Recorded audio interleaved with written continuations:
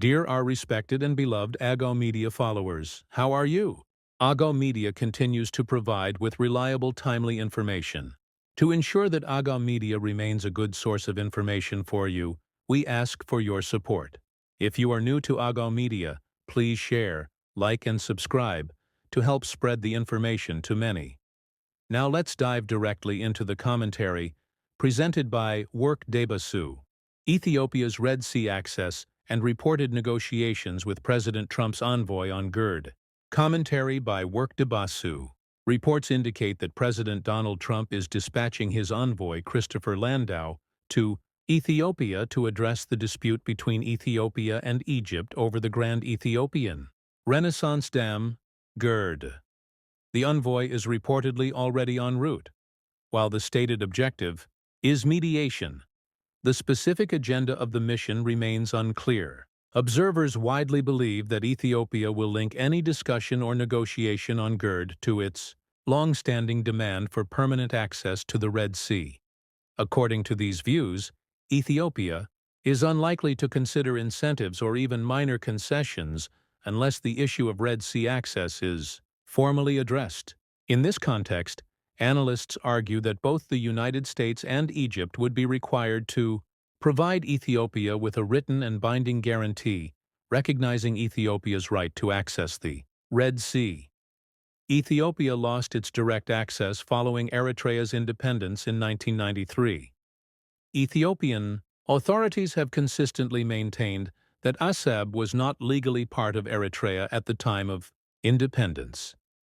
During Eritrea's liberation struggle, Eritrean nationalist movements including the current ruling party characterized Ethiopia's relationship with Eritrea as colonial domination. Furthermore, Ethiopia's position draws on the principle enshrined in the OAU-AU Charter, which preserves colonial borders as they existed at the time of independence. Under this framework, Ethiopia contends that Eritrea lacked legal legitimacy to assume control over Assab, which, according to some accounts, functioned as a self-governing entity at the time. Observers argue that the Ethiopian government in power during Eritrea's independence was transitional in nature and therefore lacked the constitutional authority to make binding decisions regarding Assab or other strategically significant territories. As a result, Egypt is presented with two unfavorable options. The first is to acknowledge Ethiopia's historical claim to Red Sea access and, in return, seek a binding agreement on GERD. The second is to oppose Ethiopia's aspiration to regain access to the Red Sea, thereby forfeiting any realistic prospect of reaching a meaningful agreement with Ethiopia over GERD. However, other observers strongly reject this framing.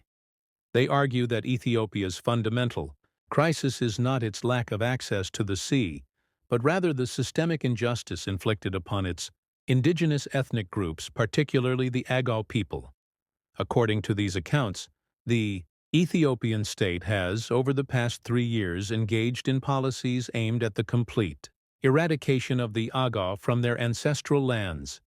These actions reportedly include the displacement of more than 131,000 people, the confiscation of land and homes, and the settlement of non-Ago populations in Ago territories after displacing them.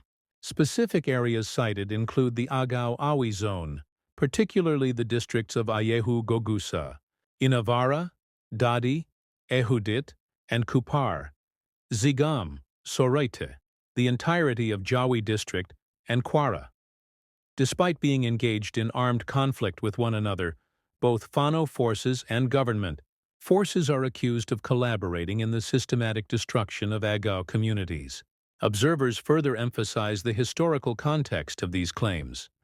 The Ago people once ruled Ethiopia peacefully from the Red Sea to the Indian Ocean through the Zagwe dynasty, which governed the Ethiopian state until 1270 AD. In contrast to this legacy, the Ago people today are confined to small enclaves and face what is described as an existential threat. From this perspective, Ethiopia's enduring backwardness and suffering are not the result of geographic isolation or the absence of maritime access. Rather, these observers argue they stem from persistent injustice against vulnerable populations. In their view, national decline is the consequence of moral failure, specifically the absence of accountability and repentance for grave injustices committed against powerless communities. Wishing you peace and well-being until we meet again in another commentary.